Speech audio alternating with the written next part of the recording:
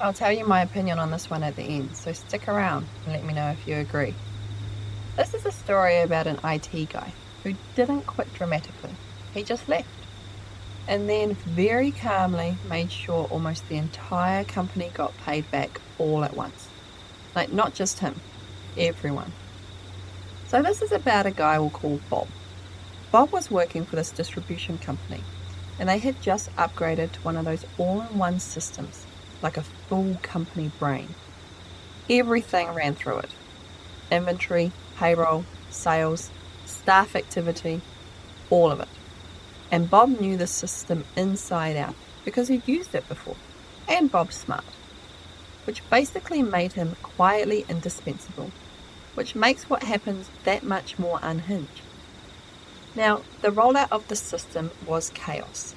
Bob's running around training people, fixing issues, answering the same question 15 different ways, just to keep the whole thing from falling apart. Eventually, things settle. But then the company expands into different time zones. And that's when things start to get calm outside but unhinged inside. Because now emails are coming in before people even start work. And still coming in long after they're supposed to be done for the day. And for some reason, everyone decides that IT means available at all times. So, when Bob walks in at 8 a.m, he's already behind, leaves work, and his phone is still going off. People are annoyed he's not responding instantly, even when it's outside his hours, which is just typical in the corporate world, isn't it? So the company tries to solve this by changing shifts. Bob gets the earlier shift, and another IT guy gets the later shift. Great, until the other guy quits. So now it's just Bob, one person running the entire system that the whole company depends on, and it has been proved that they need two people to run it.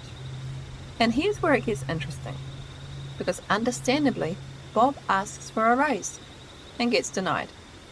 He asks for overtime, also denied. And not just denied, they basically tell him he's not entitled to it, which technically they were right about. So on paper, the company's fine. But reality doesn't really care about on paper, because Bob's still doing the work of multiple people, covering insane hours, training staff, fixing everything, and getting blamed if he misses anything. This is one of those situations where the problem isn't the workload, it's the being taken for granted and not appreciated for the effort you're putting in. And sadly, a lot of companies operate like this. It's all about the bottom dollar. So, Bob starts quietly looking for another job. And because he's a good guy that is good at his job, he finds one pretty quickly. But before he leaves, he notices something. That system he manages, it tracks everything. Logins, logouts, time spent. Every employee, every day. And here's the catch. Most of the staff are salaried, but legally, once you go past a certain number of hours, you're owed overtime. But companies like this one rely on people not actually knowing that. So Bob does something very Bob-like. He runs reports for every employee, not managers, just the regular staff, going all the way back. And he pulls every extra hour they've worked beyond what they should have been working. Then he has his new job lined up, he leaves. And once he's gone, every single employee gets an automated email with their own personal breakdown of overtime hours. And the subject line is basically, "You're owed money," with a lawyer's contact included. And yeah, that's when everything blows up. Because now it's not just Bob, it's everyone. Almost the entire company backs it. And the company ends up having to pay out a lot. Way more than it would have cost to treat one guy properly. And I like this one, because Bob didn't hack anything. He didn't lie.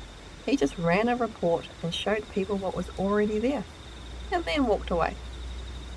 This is what always gets me with big companies, or companies that do restructures. A person leaves, another person absorbs their workload, but then they're told there's no money for a raise, but a person's whole salary has been freed up. So I applaud Bob on knowing his worth and getting out. I also love the revenge of making sure they treat all other staff right. And yeah, this probably would have been avoided if they had given Bob a raise or paid overtime. But if they had done that and he knew about the money owed to the rest of the employees, then Bob would have been the bad guy here. But this isn't an Am I the Arsehole story. It's one of revenge. And this one was executed perfectly. But what do you think? Did Bob cross the line? Or was that just the company finally dealing with the consequences of how they treated people? That was sweet revenge. It always comes back around. And if you enjoyed that kind of ending, you'll probably want the next one.